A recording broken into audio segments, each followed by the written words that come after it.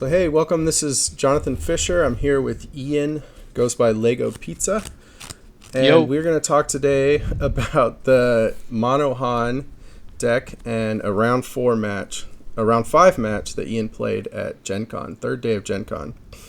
So welcome, Ian. Want to introduce yourself, maybe give a little background on this deck, your role bringing this deck to the community? yeah, no problem. Thanks for having me, John. So I created the original Han Yellow list at SCG Baltimore. Won 2 days at SCG Baltimore back to back with it. A lot different than what this current version is.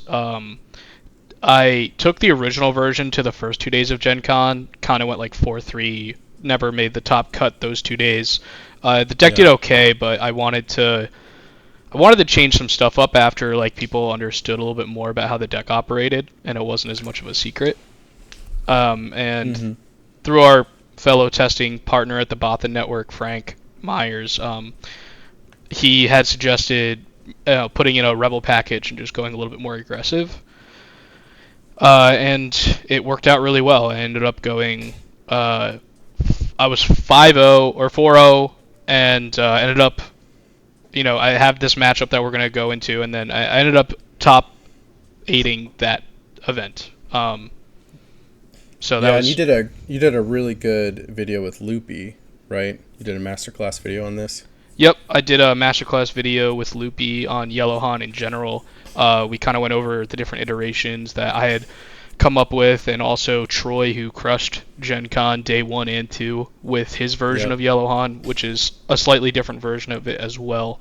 Um, which is it's kind of cool seeing that there's like a bunch of different versions of this deck, just because the card pool with now 2 sets is a lot deeper than it was in set 1.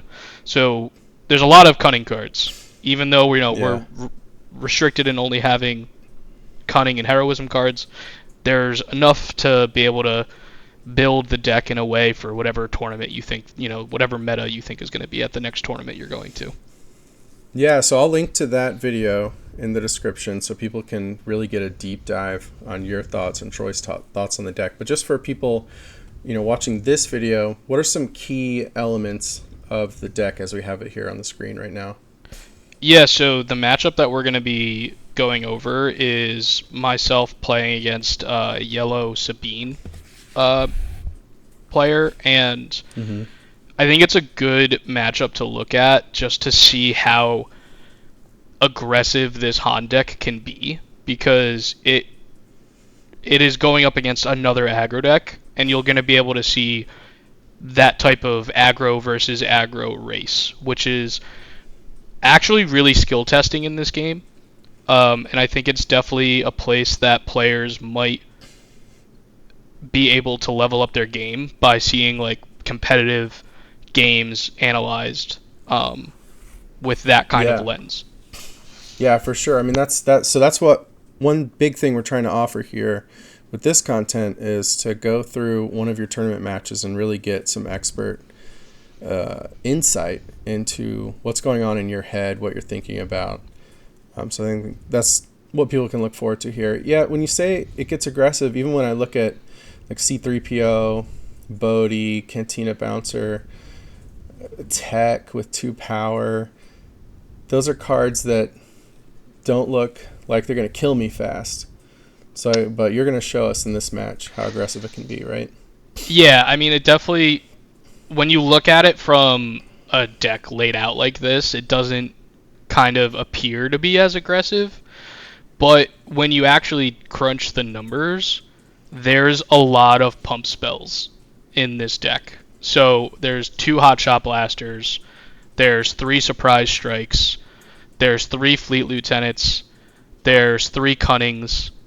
Uh, Millennium Falcon can attack the turn you play it. So there's a lot of reach. That was, I think, 14 Yeah. cards I just listed off the top of my head. You can kind of count Wing Leader as pseudo pump too. So it's about like a quarter of the deck is just trying to make your units attack for more amount, like a larger amount of damage. Right. So it's misleading when you just look at the stat lines here. Yeah, and it's also misleading too because Han's hero ability lets you play cards out a turn earlier. So even if, Bodhi doesn't look super compelling as a 3/3 for 3, when you get to play it on turn 1, it's a lot better. Same thing goes for Rogue Operative, Ezra, Millennium Falcon. Um, playing a Millennium Falcon turn 1 and hitting them, that goes unanswered. You're just hitting them for 3 every turn. Yeah. Okay, well, let's jump in real quick. Ian and I both part of the same team called the Bothan Network. I'm going to add some more details at the end of the video. I want to get straight to the content that you guys are here for. I'll put some information in the description. We'll talk a bit about the end. As far as target audience, if you're here to learn more about Mono Han, get more expert insight, that's what we're trying to provide you. If you're someone like me that has content like this on in the background a lot, you're listening, sometimes you're pausing to look at the game state, we're going to try to give that to you here. So let's get right in. This is coming from Code Dameron, another teammate of ours that streamed at Gen Con, and this is one of the matches that he did some recording of and streamed for us, right? Isn't that right? Yeah, that's correct. You can make it full screen here too. Yeah, so tell us about this matchup. As you're shuffling up, you're drawing your hand, what are you looking for? How are you approaching this? Yeah, so traditionally yellow Sabine is a lot more heavy in space than green Sabine is. So the number one card you want to look for playing the yellow Han deck is the Millennium Falcon 3-drop, because it just answers pretty much all of their cards on turn 1. The other thing you want is Ezra, just because he's a 3/4, so playing him on turn 1 against Sabine if they go ground is really powerful, because he usually can attack, kill a unit, and then live and potentially essentially draw you a card by using his on attack or when he completes an attack ability. Yeah, I think I saw you shuffling a Falcon. Yeah, if I see that, there's no way I'm mulliganing. So how often are you using that Han ability turn 1? I try to do it pretty much every game. Yeah. Yeah, so here I ended up playing the Rogue Operative, even though I had a Falcon, because I saw that he went to the ground. And there's a chance that he plays a 1-drop space unit, but I'm kind of okay with just shoring up the ground. The Rogue Operative is really easy to clean up a Leia, and if I end up wanting to pivot and going face, it's also a really good unit to do that because it attacks for 4. Right, you mentioned cleaning up the Leia, so are you the aggro player here? How are you making that decision? I think context of what my hand is really important. So like if I know I have a lot of pump spells in hand, I'm more likely to just go face. But it is also a little scary because he has 4 power out right now. Yeah, turn 1 he put out 4 power. Yeah, so I went the more conservative route and made sure I cleared the Leia first just to save at least 2 points of damage. And I think it's because I have a Falcon in hand. So if I know that I'm going to be able to clear up the 2/3 as well, I'm kind of more incentivized to clean up the 2/2 on the ground as well. Yeah. So now even this R2 without any help, he's not threatening your unit either.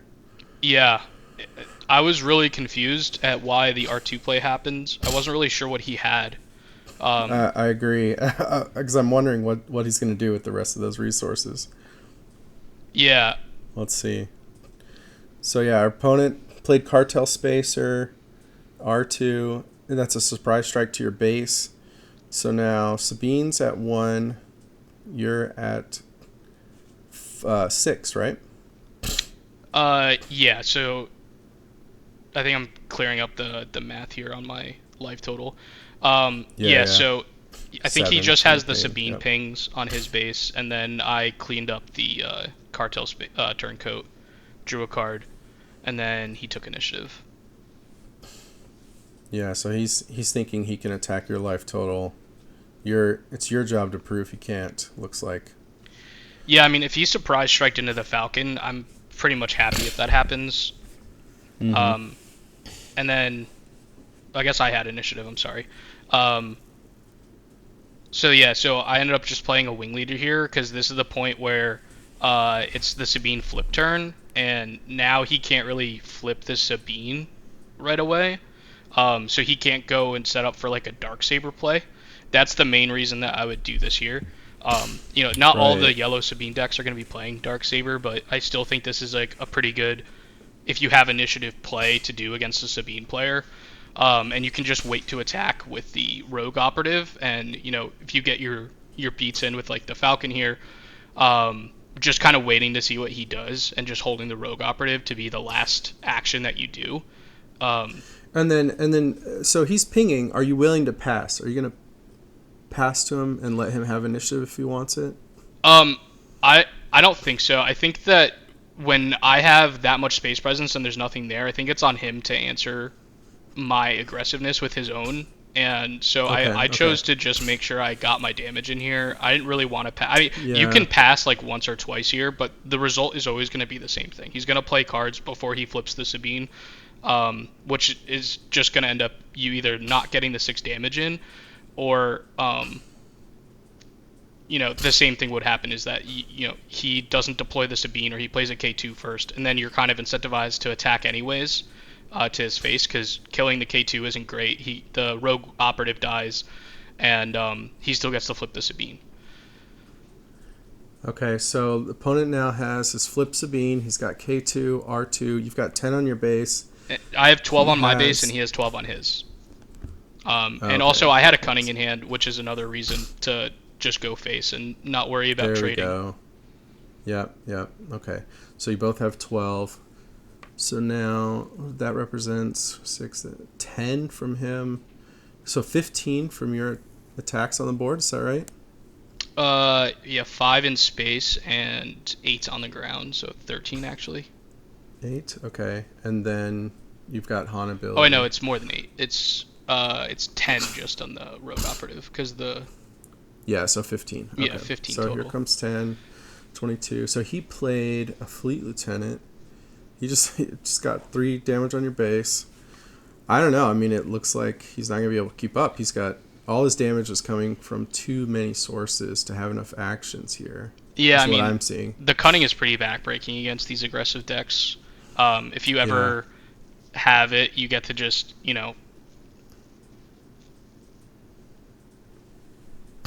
yeah, I think he just scoops here, because I also got Yeah, to yeah. play my Han this turn. Um, Right. He doesn't have a single. He doesn't have. It takes too many attacks for him to kill you, even if he had lethal. Yeah. So this just kind of is a showcase of why this yellow Han deck can race against these Well, real aggro quick, decks. what's the strategy of just throwing your deck on the table and showing your opponent all the cards? Is So there I'm something there's actually intimidation? so I will say that I was borrowing my good friend and fellow Bothan network um Jeremiah his sleeves, and they were like brand new and very slippery despite being round 5 of the tournament. So I will blame him on that. And they're also all double sleeved, so more craziness going on there. But definitely not a suggestion to show your opponent everything in your deck. Yeah, yeah. Okay, Um, so now we're sideboarding. All right, what are you thinking about here? I'm gonna pull up the deck list real quick for this conversation. So sure, show yeah. us, talk to us about what we're sideboarding. Yeah, so the sideboard for Sabine, based on what I brought to Gen Con, was pretty simple. It was just bringing in the Grogus and the lackeys. Um, the Grogus, if you play it on turn 1, it's just really powerful because you're getting a tempo swing and damage pretty much every turn, where you get to exhaust one of their units. It can exhaust leaders, so it's really good against a Darksaber and Sabine. Yeah, Um, either need initiative or you need them to have 2 units, right? right, but it's still pretty good even after, like, even if you don't get to use its ability in the first turn or two, eventually you will be able to, Mm-hmm. because they're going to flip their leader, right? So, and if the Yeah, other option yeah. is that they attack it for 5 damage over the course of either 2 turns, or maybe like a wing or a fleet lieutenant on a Sabine unit, and kill the Grogu with 1 action, like, you're still soaking up 5 damage, and that's not going to your base, so that's still a win. And then the Yeah. Lackeys is just a really powerful card for the Sabine flip turn, because you can activate Han to get to 5 resources and immediately Lackey the Sabine. So do you need initiative for that, or It depends. If or they flip Sabine yeah, right away, you're never going to be able to do it anyways. unless you have initiative and use that as your first action. But even Right. if the So if there's a Sabine, lackey in your hand and you have initiative, you're just gonna straight up use Han to set yourself up in case they yeah, flip, or how are you playing that? yeah. I mean, it depends. If there's like a really good cunning opportunity, there's a chance I might do that if I have a Mm-hmm. cunning in hand. Just because you don't Okay. go down on resources, and you can Right. push a lot of damage and kind of save yourself some health by exhausting their units, which is pretty much Yeah. always what I do with cunning in the aggro matchup. It's double exhaust +4. Um, but if I have the lackeys, I'll most likely end up trying to do it just because it's a great use of resources, and the body sticks around, and it's 5 power. It's a lot. Okay. So just these 4 cards. Yep. And then what I would Why is cut. confiscate in here? I guess yellow Sabine's not gonna have the saber often. Yeah, Is why you're not I kind putting of that put in. him on not having the dark saber, Yeah. so I didn't bring Yeah. it in. It's That that's makes kind of sense. just there for problematic upgrades, like Mm-hmm. the dark saber, Boba's armor. Um, Bamboozle is also a really good option. I went with confiscate just because it's cheaper. And I Yeah. don't like So with Han. I use my resources from like my hand all the time, so it's a right. lot harder to bamboozle and discard a card for Right. free. Yeah, your hand size is gonna be kind of restricted. Yeah, this makeup So also has a lot of heroism cards that aren't cunning heroism, and that makes it a little bit harder to, because I think you have to discard specifically a cunning card to bamboozle. that's correct. Yeah. That's correct. So is it? Are you taking out some top end? What are we taking out? So I almost always take out the R2s here. So I think I took out the three Okay. R2s and then Okay. a new adventure, because the new adventure, like, it can help you push extra damage with the fleet lieutenant and wing leader, but I'm not really like gonna be able to new adventure a cantina bouncer or a Bodhi or something. So I like Yeah. No shaving time that a for little that. bit. Okay. All right. Cool. Let's get into this game too, real quick. Yep. But yeah, I feel pretty confident going into game two here, up a game. Even if I lose this one when the Sabine player has initiative, I get initiative back on the third game. Yeah. You didn't make a lot of change from sideboard. Are there cards you're worried about from them in game two? Uh, I think if they have a really good go wide start, kind of similar to what he did in the first game, but a little bit more menacing. Like if he has Greedo in his deck, like a turn one Greedo plus a turn one Turnco or turn one Sure. Leia can be pretty backbreaking just in terms of the amount of damage that they get to push out. Yeah. If you took out your R2s, you're a little bit worse against Greedo. Yeah, which is, I think it's okay to do so just because R2 doesn't do a lot in the matchup to begin with. Um, but yeah, there's nothing really too scary. It's just kind of like, can I draw a cunning at the right time? It's usually what I want, and kind of rely on. But I mean, you can win without cunning. It just makes it a lot easier. Okay, that's a good point. So when you have cunning in your hand, are there notable changes to your play lines? Are there things that you're thinking about and say, well, I'm going to take this play line because I know I have cunning. Yeah, definitely. I think here my hand was like a falcon and two surprise strikes. So I know my Okay. hand is like super aggressive. Okay. And uh, do you know what we resourced? Did you happen to see? Like, what are we ditching in that scenario when we're keeping two surprise strikes and a falcon? yeah, I think there was a waylay that I put down. Okay. Maybe a 6 mana falcon. I also have a DJ in hand, so I think that's actually Mm-hmm. probably what I'll end up doing. I don't remember Kill the exactly. Sabine. Yeah, just playing the Yeah, three yeah. five, which I know a lot of people just Okay. instantly resource the DJ, but in this Sabine matchup, the DJ tech combo or even just DJing for 7 isn't going to be a winning play.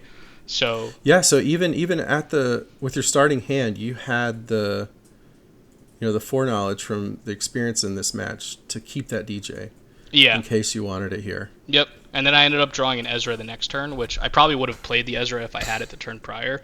Um, but then I, just got rid of the Ezra on the trigger from the Han to defeat your own resource. Okay, yeah, the Ezra was drawn and you resourced it and then got rid of it. Yeah, I Yeah, understand. yep. That if people were looking Okay, at that so and thinking it's weird. so you're at 4, Sabine is at I think she's at 1, Two. just from the One? ping. Okay, Yeah. it's from one ping. So we got two Falcons here. They're going aggressive. I assume you're going to do the same. Yeah, there's no incentive for me to attack my Falcon into theirs. It's Yeah. too many actions over the course of too many turns. I'd rather just do 6 to base in that amount of time. Are you looking to clean their Falcon up at all? It's a really good cunning bounce target. Okay. Just because, like, if they want to have to replay it, like, it'll still come in ready, but they have to spend resources. So here I'm now trying to figure out if I want to keep the Falcon out or pay for it on this turn, which Yeah. So pretty what are you considering contextual depending on like what you have in hand. I think that's worth diving into though, because a lot of players are going to struggle with this decision. Yeah. Is there anything you can talk about there? Yeah. So I think if you have if you have a strong like 3-drop here, it's worth playing. Or if you have, but if you have like 2 surprise strikes or something. And you have like 78 3-drops in your deck, right? Yeah, the deck is like 26 3-drops, so there's a lot of 3-drops. It's really kind of you're incentivized to just pay for the Falcon this turn, just because you have so many good 3-drops. Yeah. My opponent here, I think, is just trying to think if they want to attack with the Falcon first, but I think they ended up pinging with Sabine. Is anybody thinking about shoot first here, or do we not play that in these lists? I've never played it in my Han list. I don't know if there's Sabine Yellow players that play that. If they're playing 4 claws, I believe, and it's kind of hard. But I am worried about that true. card specifically as like a good way to clean up, and also surprise strikes, which. So what are we taking here? So here, I'd rather take the surprise strike than the 4 claws I believe in, only because it's sometimes the same amount of damage, but for 1 mana cheaper. So I'd rather them spend 3 mana.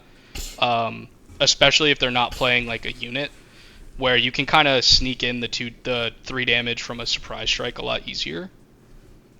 Yeah. And they also, I knew that they have a red 3 and a Valiant Gunship, and they can't really play this red 3 ever because I have the Falcon out, which just eats it alive. So there's a good chance that I'm basically going to force them to have to just play a 4 claws I believe in this turn, which isn't putting anything to the board and helps me in the long term. You know, you just hit on something I want to ask you about. When you Bodhi, how much of Bodhi's value is coming from just seeing their hand? A lot. How?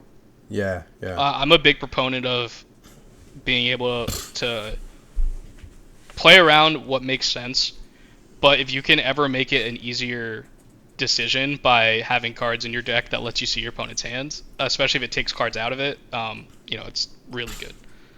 I ended up attacking with the Falcon, and then he gets to play the red 3. But I think at that point, I know that I have like 12 damage on his base at this point. I have 3 units with 3 power out, and I have a cunning in hand. So I know that my Han flip turn next turn is going to be really powerful. Probably get to just tap his leader and the Falcon and push for a lot of damage. Yeah, so you're at 16. I think it looks like he's at 12, maybe. It's I think a that's little correct. tough to see. So you just need 13. You've got the cunning. Yeah, so He can only tap do his 2 3 now most with his powerful board. units. Give the Falcon plus Right. 4. So he does have a unit in the space arena. So why give it to the Falcon? So he can only attack for 3 with the red 3. And he's playing yellow, so he doesn't have like Timely or ECL to be able to He has surprise ambush in. strike. Yeah, and if he surprise strikes the Falcon instead of going to my face, that's a win. You're just okay with that? Yeah. Okay. I wasn't sure if he was playing, anything else that could maybe like. I guess I could put it on one of the 3 power units in the ground, but yeah, I don't know. I'm not really worried about them. Yeah. You're very confident here. Yeah, I mean, whenever I get got the cunning off 10. and tap 2 things and plus 4, like a unit, it feels pretty good. Yeah. Okay, so there it goes. There it goes. This space arena. I did not know that was going to happen. So they did end up doing that, and it is a pretty good play, but they're also now down a lot on damage, because that could have been 5 damage to base, and he would have 4 units out going into the next turn. But Yeah, yeah, if he it's put so probably if you're correct at to just put 16, it so he on. would have had you at 21. But yeah, I think he needed to make that trade, And it probably was right? better for me to just put it on a ground unit. I kind of was just Given that he had a ready space unit, yeah, I think so. yeah. I think I was just pretty confident in that it didn't really matter what was going to happen here because this is 10 damage. So that puts him to 22. You've got one card in your hand which you just mixed into your resources, but you No, it was definitely above it. picked up the correct card. I know. I'm teasing, I'm teasing. So, okay. So yeah, now he's at Let's 22. see. Another question for Han players. How are you keeping track of how many resources to remove? Are you just trusting your ability to track that from your experience? I've never really had a problem because uh, it's just the natural way of like how you untap in this game is after you resource.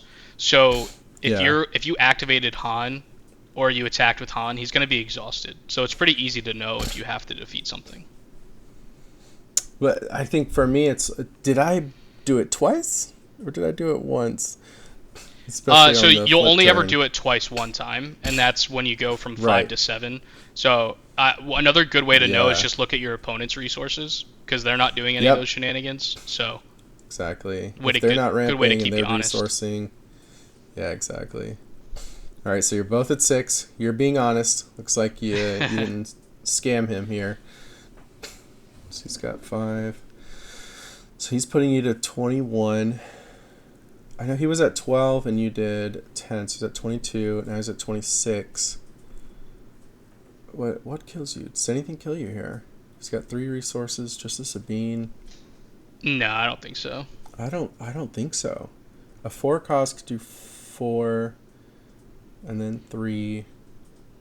So 21, 25. Even that doesn't kill you. So he needs to kill one of your units here, it looks like. Yeah, you'd have to kill the DJ, Yeah. which I didn't attack with it because I have a way to kill him anyways. Yeah, like a surprise strike or something. Yeah, I believe so. Yeah.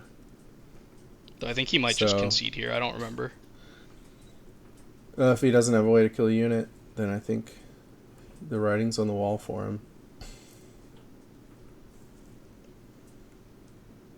Let's see.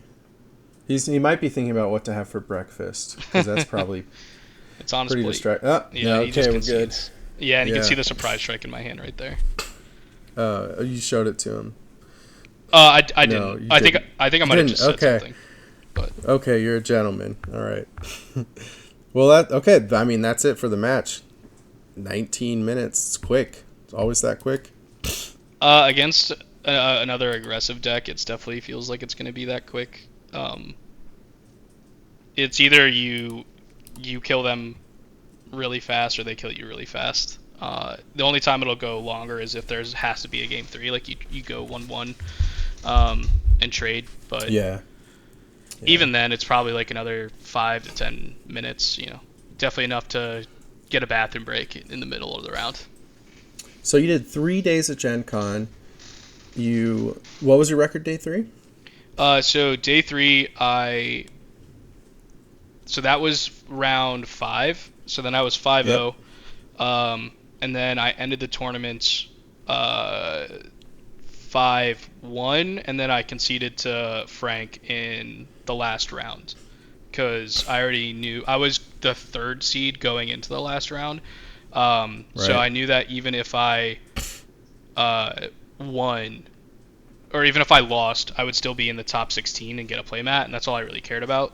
Yeah. And Frank's a really good friend. He helped me build this deck, so just conceded to him just to make sure that his breakers didn't screw him over.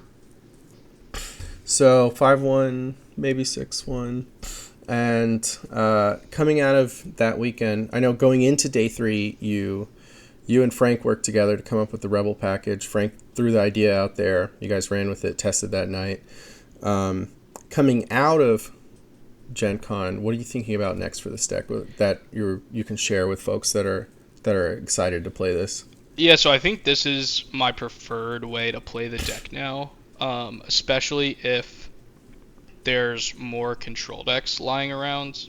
Like if Yeah. Kira Green is like a big deck also that came out of Gen Con, and I really like my matchup into that deck. You have so many ways to grind against blue villain decks. You have so much smuggle. The droids are really good. Ezra's really good. You just have so much card advantage that you never really feel like you're out of gas, and you have a lot of hand hate.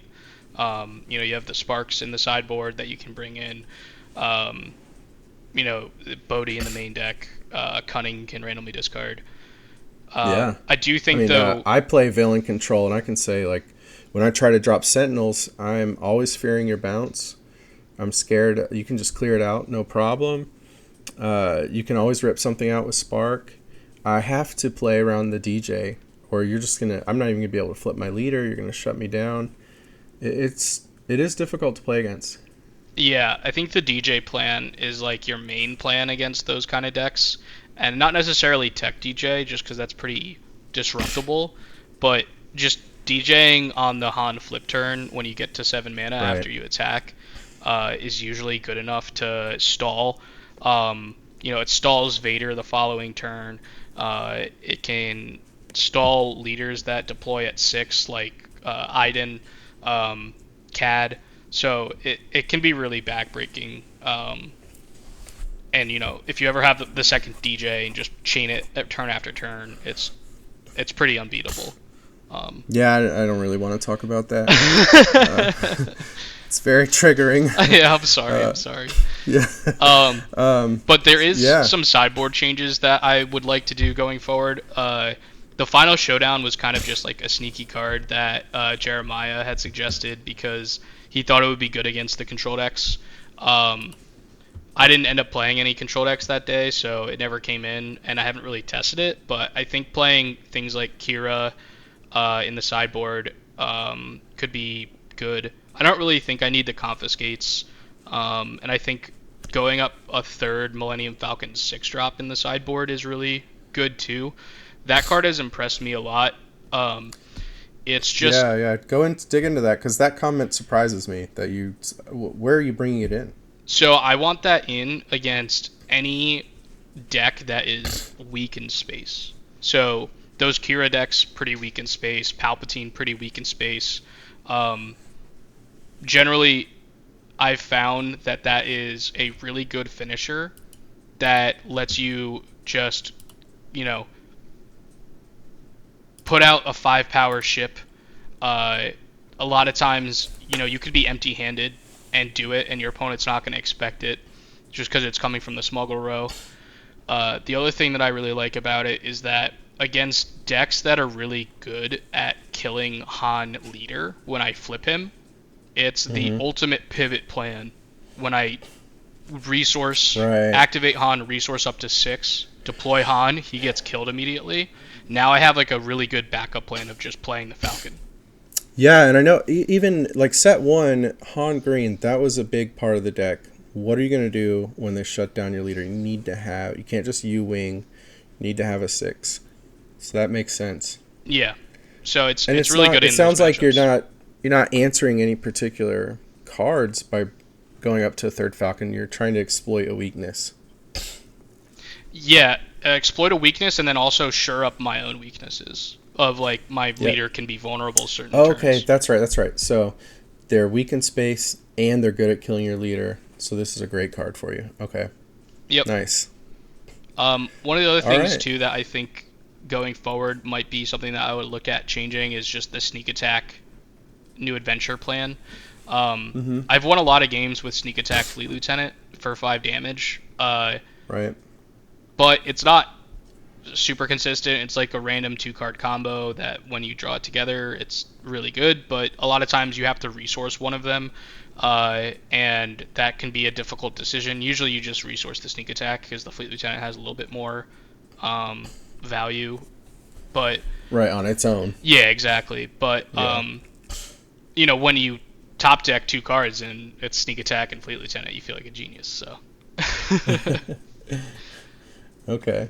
Well, great. Thanks. I think that's going to close us out. We do have another match recorded with Ian. We'll get that to you. I hope you liked this. Whoever is still with us. I like what Loopy says. You're my hero. But, thank you for being here. Loopy, you're my hero.